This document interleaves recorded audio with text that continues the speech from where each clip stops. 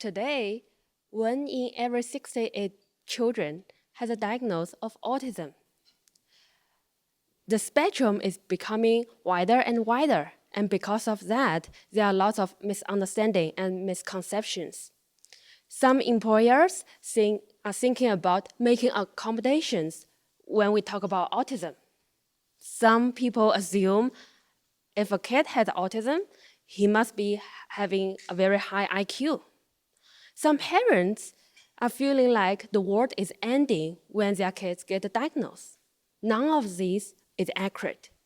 Today, we are very fortunate to have the director from UW, University of Washington Autism Center, Annette Estes. She is a research professor in the Department of Speech and Hearing Services and an adjunct research professor in the Department of Psychology at the University of Washington. She is also a licensed psychologist in the state of Washington. Her research is carried out at the UW Autism Center and the Center on Human Development and Disability. Now let's welcome Annette.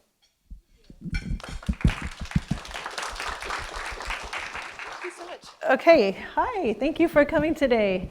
So we're going to spend lunch together, and I'm going to be talking about autism. We have time for questions. I kind of like taking questions periodically throughout the talk, so I will do my best to remember to do that. So an autism spectrum disorder is a general term that is used to describe a group of complex disorders of brain development. When we talk about autism, we're usually, at this point, we're thinking about two domains of functioning. One of them is social communication. The other is restricted and repetitive behaviors or interests. And these impact children and adults in a number of different ways. So first of all, in the communication domain, we think a lot about language. Language development can be delayed. Some children never end up functionally being able to communicate, but with early intervention at this point, most people can develop the ability to talk. A lot of people on the autism spectrum actually have language abilities in the typical range, and it's more about the nonverbal communication where you see the impairments. So for example, gesture use or eye contact or emotional expressions are sometimes lacking in individuals with autism, and sometimes the understanding of those kinds of nonverbal behaviors are lacking. With early intervention, many people achieve quite good levels of communication and language development, but what you often see is a difficulty integrating the verbal and the nonverbal. So even in individuals who have achieved what we would consider typical levels of being able to communicate, sometimes things are a little bit off. So maybe you'll have eye contact without verbal interaction or vice versa. You might see a person talking without making eye contact or using typical gestures. So this can impact people in a number of ways. The reason now we talk about social communication is it's really hard to disentangle communication and social ability. So social emotional reciprocity is another aspect of communication. So that social approach, sharing interests, feelings, initiating, responding to social interactions, all of these things can either be diminished in individuals with autism or sometimes even lacking entirely. But again, since we're talking about a spectrum, it's not always the case that there's not an interest in social interaction, but there's often difficulties in developing or maintaining or understanding relationships. And this can come about for a number of reasons. So sometimes it's adjusting behavior to suit the variety of different social contexts you find yourself in, whether it's a child on the playground versus at a family reunion versus in a classroom. Sometimes it's due to the fact that kids aren't as interested in peers. Sometimes it's interested but not knowing how to kind of initiate or connect with kids. And early on, imaginative play is so important to child development, but also just in terms of what kids do together. And this can be a specific area of difficulty for kids on this spectrum. So restrictive and repetitive behaviors are the other circle that we talked about at the beginning of today. And this can kind of manifest itself in a couple different domains. So one of them is in stereotyped or repetitive motor movements. This is something that people notice kind of pretty easily. So that could be rocking back and forth or flapping your hands if you're really excited, that kind of thing. But it can also be a little in a different domain. It can also have to do with repetitive use of objects or even repetitive speech, so saying the same kinds of things over and over again. And you can see in the picture here a little boy who lines up his toys in a specific way from smaller to larger, and that's an example of a repetitive type of use of objects. The other dimension of this is insistence on sameness or inflexible adherence to routines.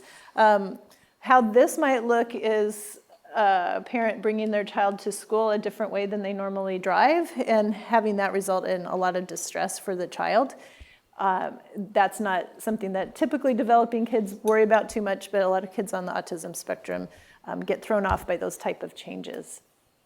Another dimension is a highly restricted or fixated interest on something. So, again, this doesn't have to be an unusual something. It can be Magic the Gathering or other things that a lot of kids that age really love to do. But kids on the autism spectrum seem to focus on that exclusively or with a lot more intensity or focus than other kids their age. But it can also be an unusual kind of interest. So I've had kids that absolutely love refrigerators. That's not a very typical thing, but we have had experts on refrigerators and vacuum cleaners and all sorts of things that are unusual in their focus. The other thing that just got added officially to the diagnostic criteria is hyper or hyposensitivity to sensory input. So this can be textures or sounds or even visual kind of interests. And the way that this can manifest is, anything from having only certain types of clothes that a child wants to wear. I'm seeing some nodding and smiling in here. Having to cut tags out or only wear a certain kind of blue jeans, that kind of thing. But it can also be, just being able to hear things. It doesn't have to be like startling to loud noises. It could actually be hyper awareness of sort of not very loud noises. Like right now, there's a little bit of a high-pitched sound going on. I don't find it disturbing, but a person with autism might have a really hard time concentrating due to this noise. So, squeaking fan in the AC. There you go. So that can be a problem.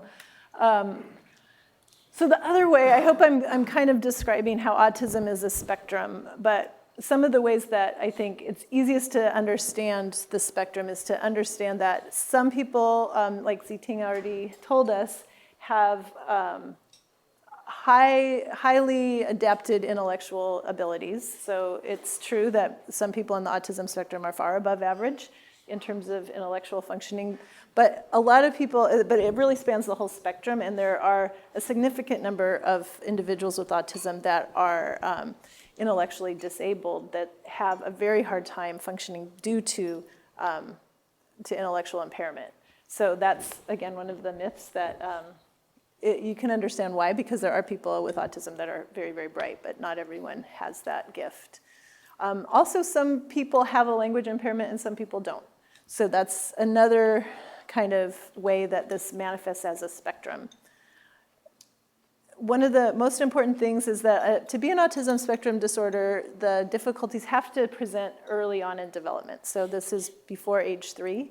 And they also have to cause clinically significant impairment. So this is an important point that I'll sort of pause on for a minute, because if you think about autism, so difficulties with social communication, restricted and repetitive interests, all of us can see some of ourselves in those type of symptoms, I guess, or those kind of characteristics. So, not all of us are highly social, not all of us always feel like we're understanding what's going on in social situations. Some of us might be more particular about how things are lined up, or maybe don't like change very much.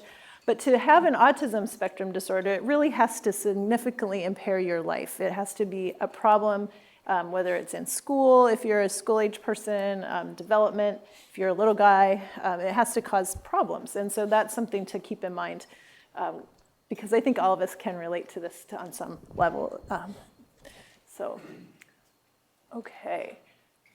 So all of this, all that we've talked about is reflected in the Diagnostic and Statistical Manual of Mental Disorders. This is essentially it's a book that psychiatrists and psychologists use to diagnose people with all different kinds of psychiatric disorders. You can see up here that it started with the DSM-1 and has gone through 5 iterations now. And just to clarify for some of you who've known about these kinds of disorders for a while, in the DSM-4, the previous iteration, we had autistic disorder, Asperger's, childhood disintegrative disorder, Rett's, and pervasive developmental disorder. And all of those are now subsumed under this umbrella of the autism spectrum disorders. So if anyone had a diagnosis before that had a different name, now it's just called something different, but it's still part of the autism spectrum. So any questions about what we just talked about or comments? That was a very quick Autism 101, yeah. Yes, what is it? So the question is, if you have an 18-month-old, for example, what do these kinds of things look like? I am so glad you asked that, because my focus of my research and a lot of what we do is focused on the youngest ages when autism first starts to emerge. So hopefully by about the middle of the talk, you'll know more about the answer to your question than you ever thought you would. So we'll see how that goes. So what's important about an ASD diagnostic evaluation? So why do people want to get a label like this? How does it help? So the first thing is it can be a key to accessing appropriate services, whether it's medical, psychological, behavioral, educational, all of those things can fall into place much more easily if people know that a person has autism. Also, parents get information about the next steps. So a good diagnostic evaluation will include recommendations for intervention that are individualized to that person. It will also help clarify that person's individual behavioral and developmental difficulties, but also their strengths. I think a lot of times when we do the testing that's involved, you can really see where a child's abilities are, and that kind of gives you the in you need to start, sort of jumpstart some learning processes. And then in the best of all worlds, parents and caregivers can get support and education about autism. So a lot of people, after they get this diagnosis, find themselves warmly embraced by the autism community. And that would be, it's a really important thing for a lot of people to have that support along the way. And also information from other parents, because that can be really, really helpful. So here, what I wanted to do next is show you a video. This video is of a girl who was evaluated. I think we evaluated her probably 15 years ago, so I don't think she would be recognizable at this point. But also, her family did sign a release of information saying it was okay to show this for educational purposes. And I wanted to show you this video because this is the typical age at which a child gets their first official diagnosis with autism. And this is a girl who I also had a chance to know throughout her childhood, all the way up till when she was a teenager. And I will just tell you that her last evaluation with me, she knew more words than I did. I had to go look up some of the words she was using. So she was a kid who was highly capable. And here she is at age 4. And what I'd like you to do is notice the differences in her approach to this situation than you might expect other 4-year-olds. So if you don't know about 4-year-olds, I'll clue you in. Not surprisingly, I'm going to ask you to look at her social interaction. So she's in a room with 2 adults. One of them is her mom. The other one is an examiner who has just had a really fun time with her for about an hour. So these are people who she's familiar with and who are fun. I want you to see how often she initiates or responds to social interaction, what she does when she communicates. What is she talking about? Is she directing it at people? Is it social? And also look at what she's doing with the toys and see if you can see some of the restricted and repetitive kinds of interests that she shows. Okay. So I imagine that you noticed several things about the social and communication and repetitive behavior domain when you were watching that. Does anyone want to make comments or observations about what you saw? So this little girl was, not, she was a pleasant person. She didn't cause a lot of problems for the grown-ups in her life, which can sometimes, for kids on the autism spectrum that have not a lot of challenging behaviors, that can actually delay how long it takes them to get identified, because you could imagine that, she's a really nice girl to be around. However, part of that was because she wasn't initiating social interaction like you would expect. Most 4-year-olds would not give you probably 30 seconds in the room without them coming up to you and showing you things, bringing you things, asking you to be on the floor with them. She did have communication. You heard her say numbers. You heard her, I guess that's probably all you heard in that little clip. But she didn't direct anything to other people in the room. And she also, as you noticed, lined up blocks. She actually was putting them all with the same thing on the top, the little letters. And then she had a ritual that included some repetitive motor mannerisms and a repetitive kind of verbal sounds that she would make. So those are the kinds of things that you might see that, again, yeah. This is what makes it difficult because... Right, so the question, to sum it up, is how do you tell whether something's typical or not typical? Because basically kids are quirky people, right? I mean, that's kind of characteristic of childhood. So what makes somebody have autism? And a lot of that has to do with having a real sense of typical development. So, knowing how often you would expect a child with typical development to be initiating social interaction. Lining things up specifically isn't such a bad thing. It's, do you do that without any social, without any communication, and do you kind of maybe get distressed if you're not able to do that? Do you have a variety of things you're doing? So these are some of the questions that, I think if people have these questions about their own child or another grandchild, a neighbor, anything like that, I mean, neighbors get a little hard, but if you have worries, feel free to, consult. There's a really good website, First Signs, that has some nice video examples, but also I think, coming in for a diagnostic evaluation or a screening is a really good idea. There's some things online too about that. So if anybody has questions, let me know. So as Ziting said, 1 in 68 kids have been the most recent estimates from the CDC is 1 in 68 kids have autism in the United States, 1 in 42 boys and 1 in 189 girls.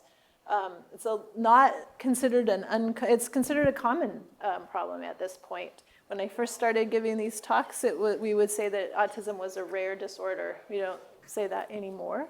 One of the interesting facts about this more recent CDC study was that the prevalence rates ranged from a low of 175 in Alabama to a high of 1 in 45 in New Jersey. And people have wondered about this. I think it's interesting. I can only speculate. I am not an epidemiologist, but one thing I happen to know is that there are very, very few services in Alabama for any developmental disabilities.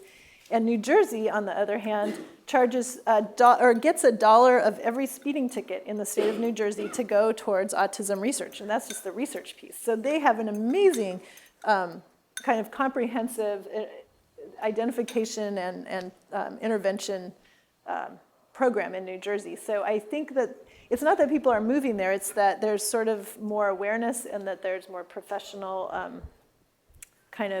the more professionals that understand autism, and also there's more reason to get a diagnosis. So back to the why would you do this? Well, you would do it if you had good intervention, because otherwise it's probably not that helpful to come forward. Yeah?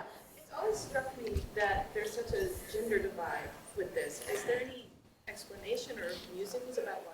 There are musings. So the question is about why more boys than girls. It's about 3-to-1 boys to girls.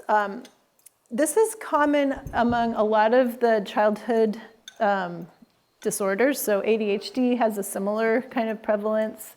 And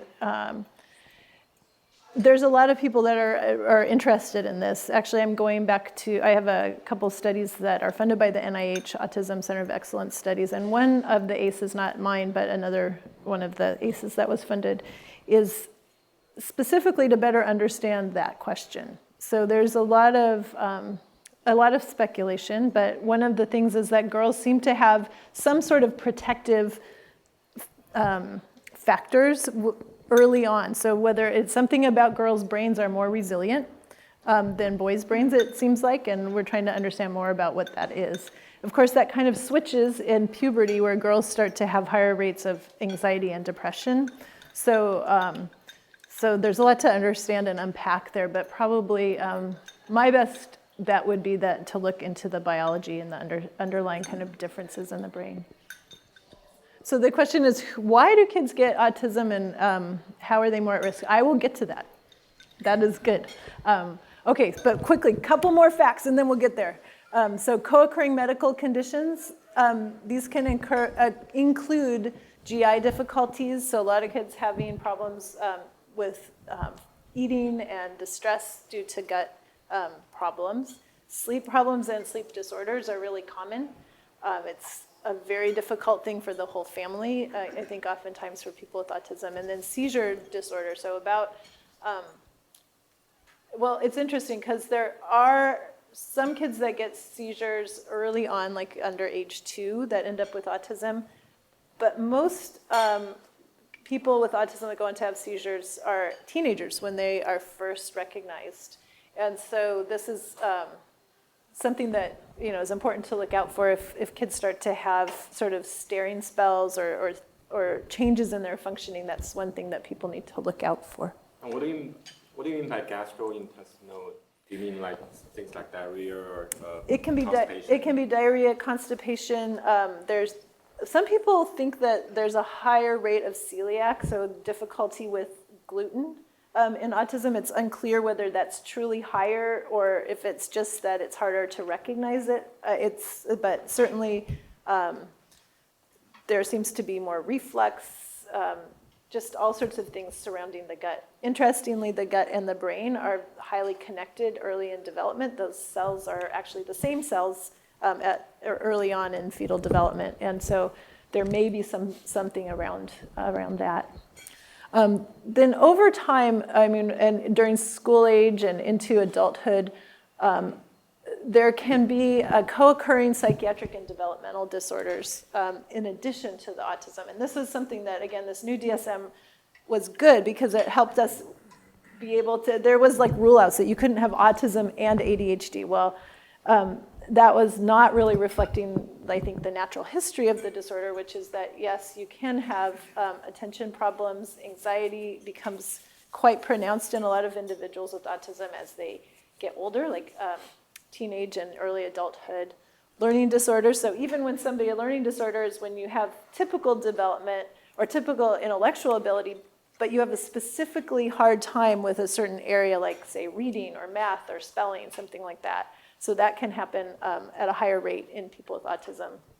Actually, we had a study, including a lot of people here in Seattle, that showed 90% of our kids that had an IQ of 70 or above had either an extremely unusually high ability in a certain academic area, more than you would expect by the IQ, or a really low ability, much lower than you would expect based on their IQ. So this poses a lot of challenges in school. Intellectual disability is much higher in people with autism, as well as speech and language problems. Okay, so causes. So here's your slide. We have, this is I'm going to give you the complicated answer first, because it is complicated. So, that we'll just have to deal with that in autism, I think. The causes are probably an interaction over the course of early development between some some pretty complex factors. So each one of these factors in and of themselves is not simple. But the first thing we know is that there's a genetic basis to autism. We know this from twin studies and family studies, and now we know it because of the increasingly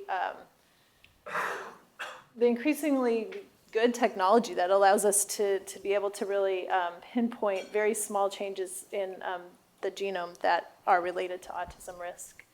We know that their brain structure can be different in people with autism, and I'll tell you a little more about that. We know this through neuroimaging studies. We also know that brain function through functional neuroimaging studies can be different. And we also think that there's some prenatal factors that might go into increasing autism.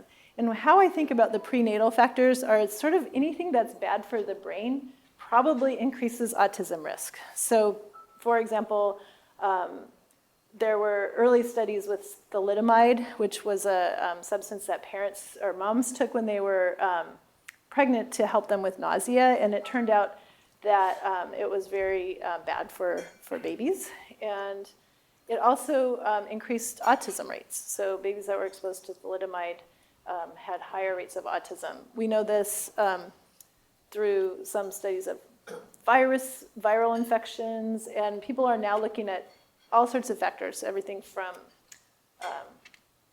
air pollution to other kind of toxins in the environment. These things, so again, anything bad for the brain probably increases autism risk in conjunction with the genetic factors that I'll talk about in a minute.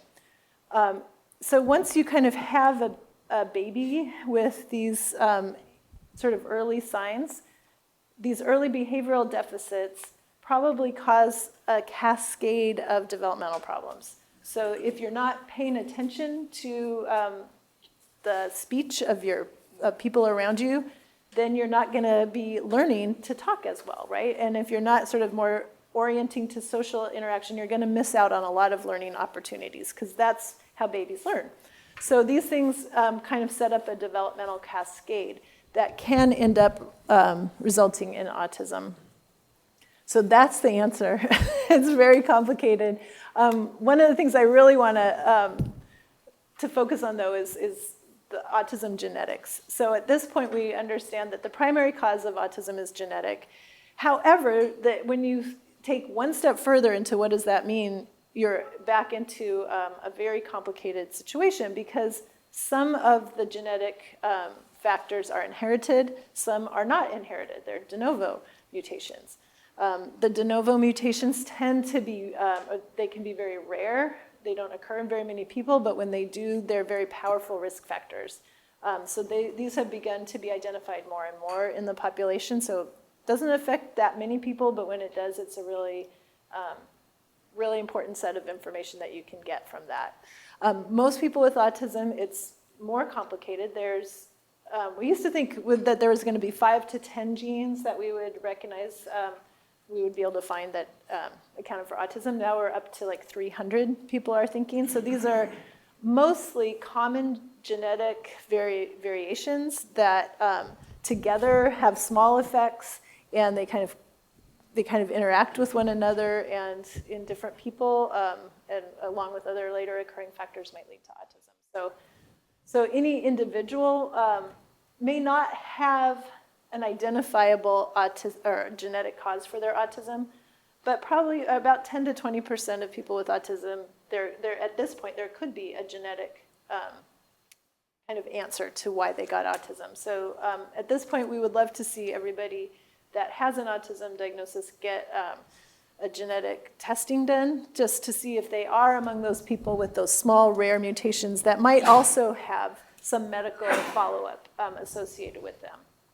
But again, that's not going to pay off for everybody, but it's certainly worth it for those people who do have those kind of factors. Oh, I see a hand, yes. Yeah. Most of the rare and the more powerful mutations are not inherited. They're de novo. They just arise in the course of early, genetic, when the fetus is being formed, basically. And so for the most part, there's some families where there are inherited factors. Most of the time, though, those are those common variants that I was talking about, that if you have 5 or 6 of them, you don't have autism. Or if you have, I don't know the number because we're still sort of doing that research, but let's say that if in one individual there were 10 genes that cause their autism, you might have to have 9 out of those 10 to increase your risk. So these are oftentimes kind of subtle factors that we're talking about with the inherited forms of autism. Now, that's not the case for some. So I guess just as you say one thing, there's exceptions like Fragile X syndrome, for example, which in Fragile X, you can see pre-mutation carriers that don't have Fragile X, and then in one generation it will show up. And this can be, so in that case it is inherited. But usually the parents don't have symptoms that are recognizable. So it's, yes. Sorry, yeah. quick sort of relate to that. Is there any correlation between siblings' chances then of?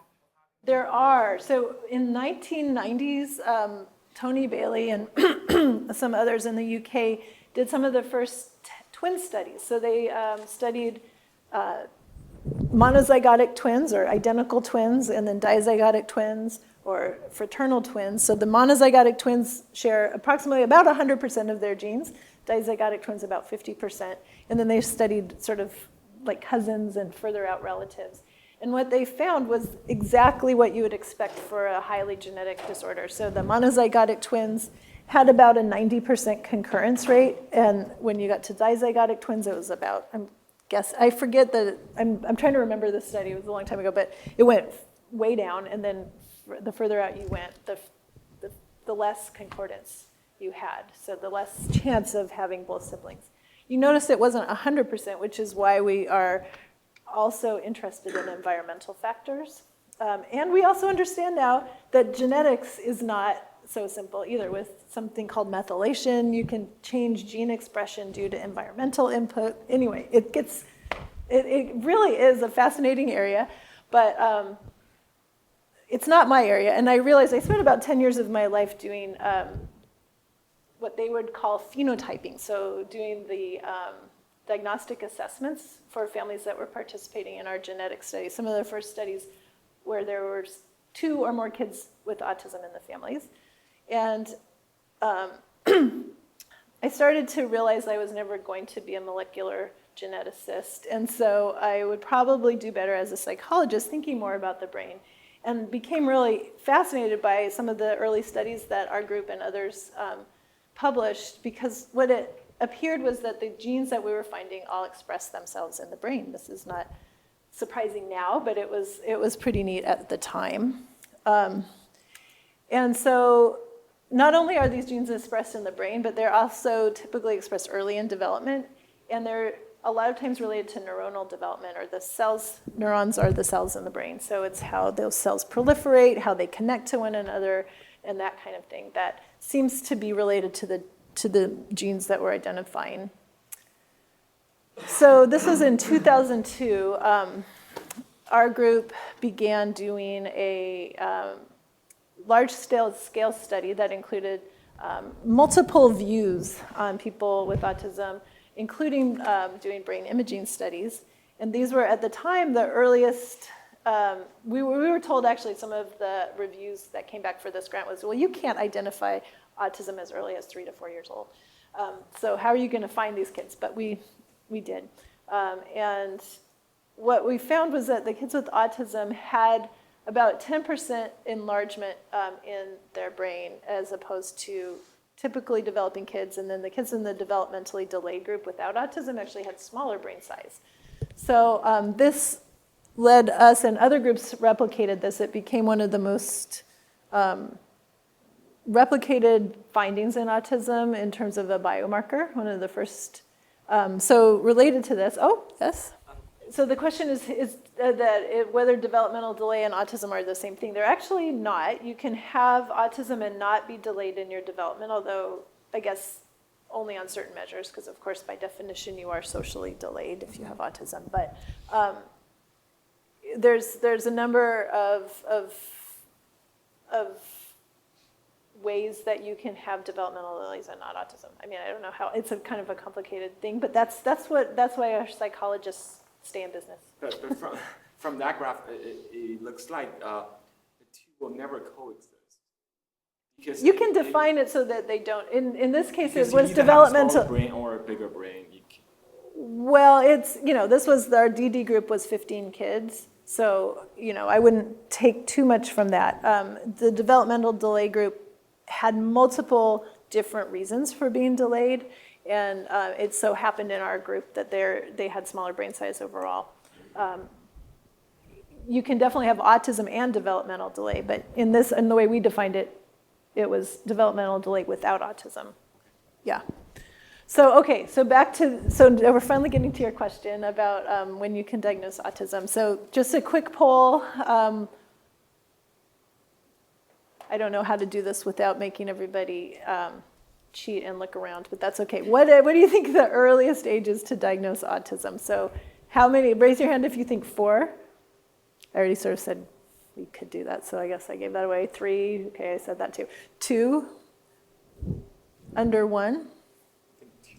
Okay, so we have 2 and under 1, more people in the 2. Well, I am going to tell you what I think about this. I'm trying to make it easier for you guys. So yes, there's no between 1 and 2. I'll have to change that. So let me tell you about some of the earliest signs of autism. So between 1 and 2, what you start to see, and this is based on research that's both retrospective research, where parents talk to us about what their children were like when they were growing up. It's also based on a new approach that I'll tell you more about, of looking at infants who have older siblings with autism who are known to be at higher risk for developing autism. So there's also prospective studies that look at development in these younger ages. And what we find is, you'll see the word less here in the social domain. So less orienting, less looking at to people when there's social kind of things going on, less initiating, less sustaining of engagement, less coordinating, fewer gestures. Some kids have delayed language milestones, but there's not a lot of language going on at this age, right? So the bar is fairly low here for everybody. And repetitive behavior was thought to not occur at this age, but our group recently did a study that looked prospectively at these infants with older SIBs and found that there really were more subtle forms of repetitive behavior going on at this age.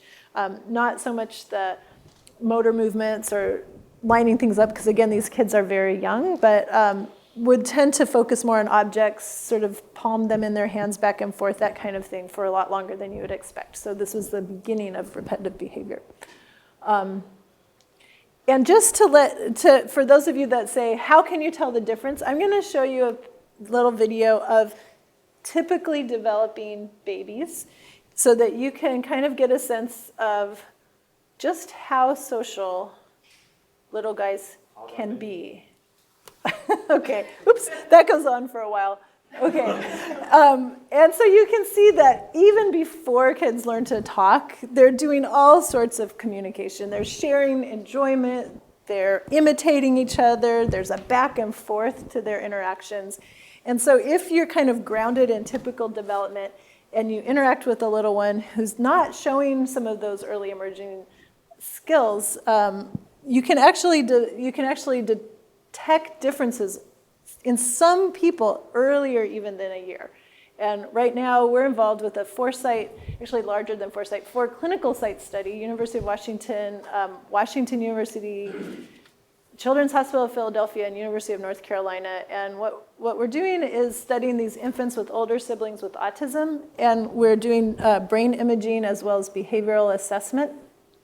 The reason we're focusing on these infant SIBs is that recurrence rate is about 20%. So if you have a baby and you have an older sibling with autism, there's about a 20% chance that that baby's going to have autism too.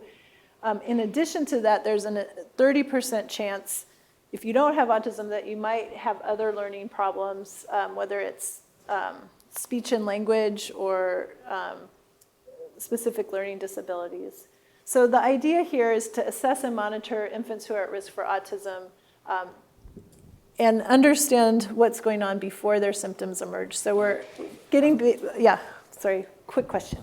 I have a question for that number. What is that 20%? Does that mean for an autistic child, and there's a 20% chance that his sibling will also have? The baby will have autism, wow, that's really high rate. It is really high rate. Comparing to 1 in 1 in 68, 60, yep. yeah. Yep, exactly. So that's right. So this is a group that I would say needs assessment and monitoring, but also we can learn a lot from. So we're getting babies in at 3 to 6 months of age, and then assessing them at 12 and 24, and then again at 36 months with brain imaging and behavioral assessment. The brain imaging is done, by the way, asleep, so no sedation. So late night studies, very dedicated families. And what we found in our initial study was at 6 months of age, you could already tell see some differences. These are assessments that were done by evaluators looking at gross motor at 6 months. Let's see here. So we have 6 months, 12 months, and 24 months. And the red line are kids that went on to develop autism. The brownish line is kids that went on to develop a milder form of autism. So they were still in the autism spectrum, but their symptoms were milder. These are these are both high risk. Here's the high risk infants that did not develop autism. And then the blue line is the low risk infants who had older siblings that were typically developing. And already at 6 months, you can see some differences in the groups, and those groups differences increase over time. This is parent report of how the kids were doing at home and in the community, and you see the exact same type of pattern with children that go on to develop autism at 6 months were already lower in their adaptive behavior than high-risk infants that had mild symptoms or milder symptoms, high risk that went on to not have autism, and then low risk that had no autism. So development in infants at high risk for autism in the first year of life. This is something that differs starting as early as 6 months. These differences are mild and subtle. They're not the kinds of things that you would necessarily walk into a clinic and be able to pick out. But these symptoms unfold and develop over time, and there's a convergence between both parents and clinicians. So here's the real answer to your question. So it's a bell-shaped curve when kids actually have the full syndrome of autism. There are very rare cases, rarely before 8 months, but between 8 and 12 months, you actually do have a very few rare number of babies that will show the full syndrome of autism.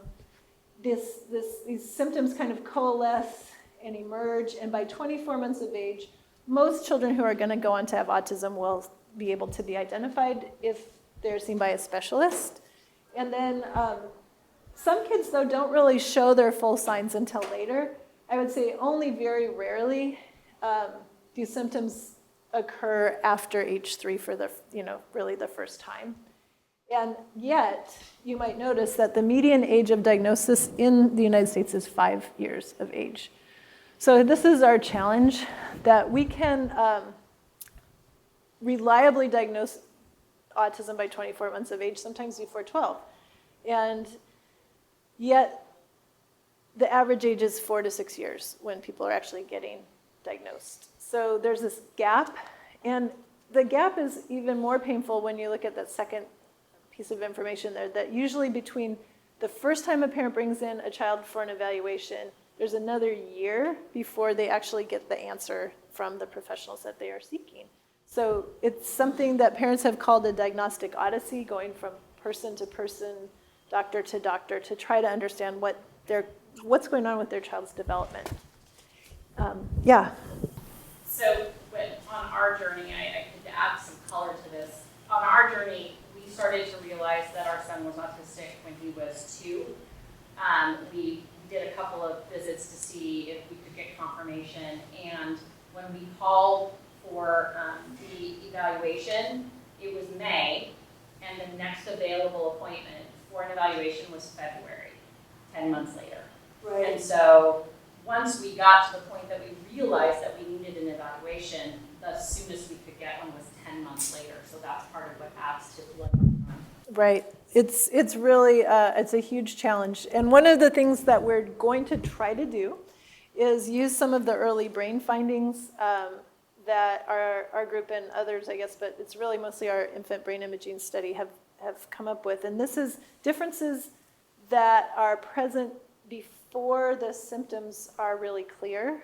And you can see these are DTI images, diffusion tensor imaging, and they show the areas that are kind of in brighter, hotter colors are areas where there was higher something called fractional anisotropy in the children that went on to develop autism as compared to the kids that didn't develop autism. So the connections between the parts of the brain in infants that go on to develop autism are already different at this early age. And there's a couple other findings that we're working on publishing right now. And what we hope to be able to do is for parents who, that eventually what we'd be able to do is get something a little cheaper than an MRI to be able to identify differences. But once we know kind of what those differences are, then we could maybe work on figuring out who's at the highest risk so that we can maybe develop preventive interventions or at least know who to really do some close assessment and monitoring with so that there's not a 10-month wait for people who are at the highest risk. So this is maybe obvious, but what we aim to do is start intervention as soon as possible after autism symptoms emerge, because this leads to the best outcomes. We would like to provide intervention and support across the lifespan. Usually people with autism need supports at all different steps along the way.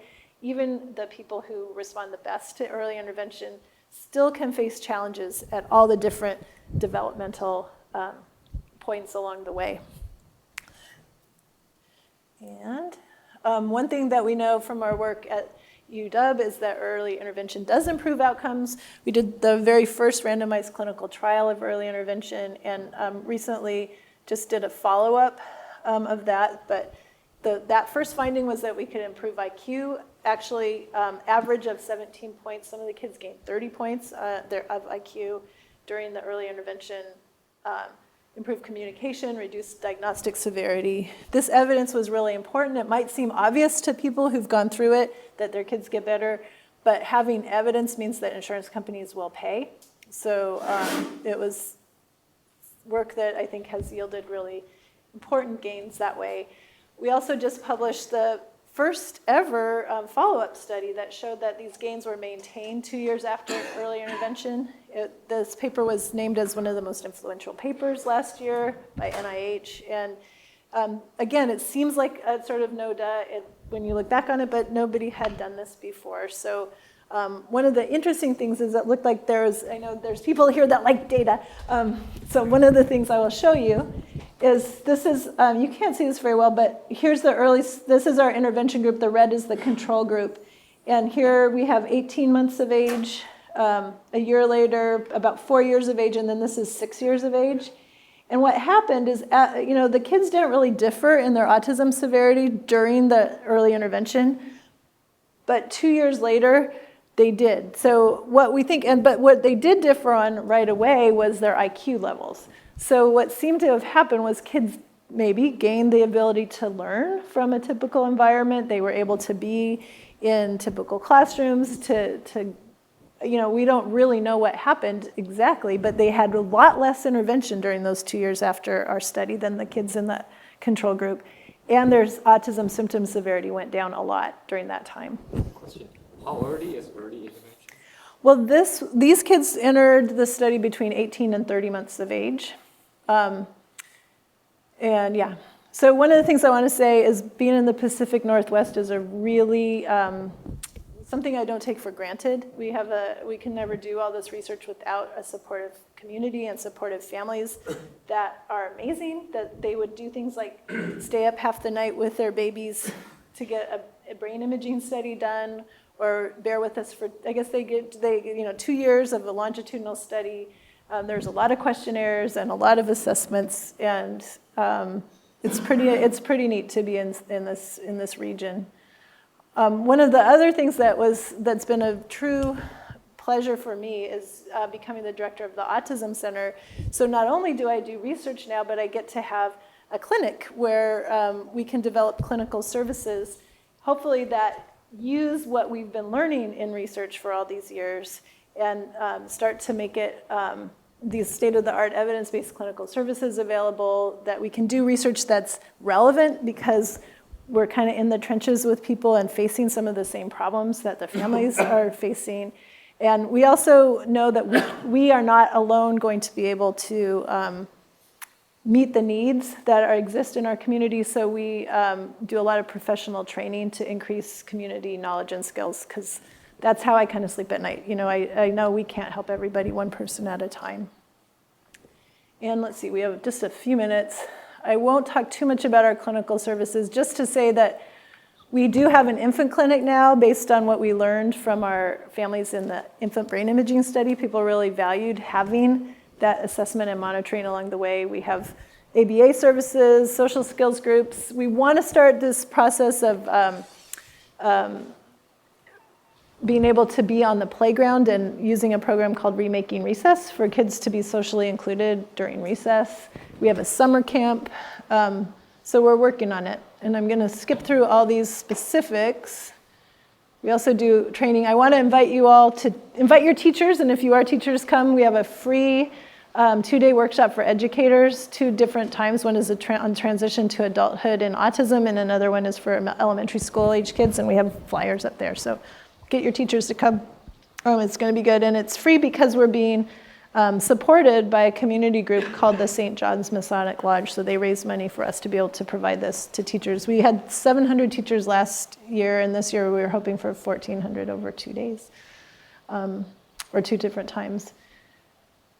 So community support is where it's at for us. We just want to put in a plug. If you have ideas, energy, entrepreneurial thoughts, financial support, mentorship, or networking, we're all about that. So come and talk with me afterwards. Or Jim Boyle, who's here from the University of Washington. He's can also tell you more about how to partner.